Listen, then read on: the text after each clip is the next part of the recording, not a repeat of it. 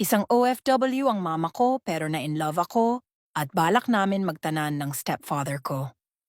Hello Ate Ann! Magandang araw sa'yo, I am a silent listener mo dito sa page mo. Hello, I'm Trisha at may dalawa pa akong kapatid na lalaki, single na may kinahuhumalingan sa ngayon. Namulat ako na ang mama ko lang, ang kasama ko sa buhay.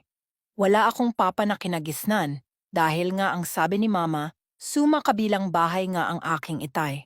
Hindi maiwasan na hinahanap namin ang aming ama dahil may mga panahong inggit ako sa mga katulad kong bata na may kasama lagi ang papa.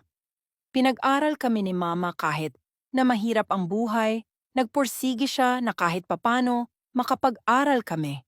Kahit na parang kontento na kaming walang tatay, ang mama ay nakahanap din ng ipapalit niya sa itay. Noong una ay smooth naman, naramdaman ko iba talaga Paige, may tatay kang kasama, kumbaga may katulong si mama sa paghahanap buhay. Hanggang sa nabuntis si mama, nasa 14 na ako sa panahong yon at nasa high school ako noon. Ang hirap namin noon dahil pa extra-extra lang ang trabaho noon ni stepfather ang sabi ni mama. Mag-abroad na lang kaya ako.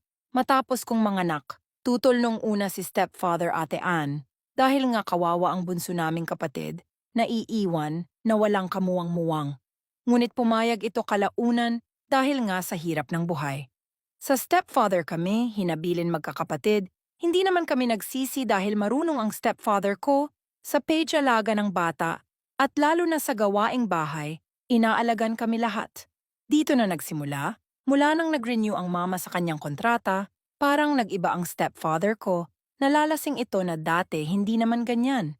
May magpanahon na ang caring niya sa akin, na siyang gusto ko, ramdam ko kasi ang pagmamahal ng isang ama sa mga ginagawa niya. Hindi ko lang pinansin, baka ganun lang siya paglasing. One day, wala akong klase sa panahong yon. College ako that time, Ate Ann. Iwan ko ba hindi ko namalayan, naghalikan kami bigla ng aking stepfather. Nagustuhan ko ang nangyari, kahit nasa klase ako ay para lagi ko siyang ine-imagine, nakakabweset man sa inyo kung isipin, pero yun yung naramdaman ko. Fast forward may nangyari nga sa amin ng stepfather ko. Parang nag-ampanan niya ang pangangailangan ko, Ate Ann. Wish ko pa nga noon sana hindi na lang umuwi ang mama para ako lang ang tanging aalagaan niya. Bigla nga umuwi ang mama, kinabahan ako sa panahong yun pero pinilit kong magpakaanak na kung ano kami noon na andyan ang mama, yun ang ginagawa namin. Hindi ko lang matiis na kapag andoon sila sa kwarto. Pupunta ako kahit saan para lang mawala ang selos ko kay mama. Alam kong mali ang naramdaman ko.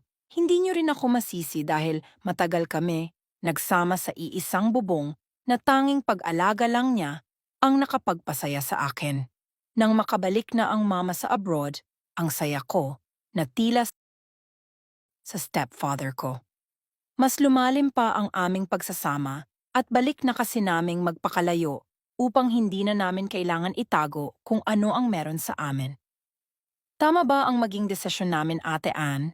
Naway matulungan niyo ako sa aking desisyon. Sa ngayon, nandito pa naman kami sa bahay. Sana mabigyan ako ng payo. Maraming salamat po.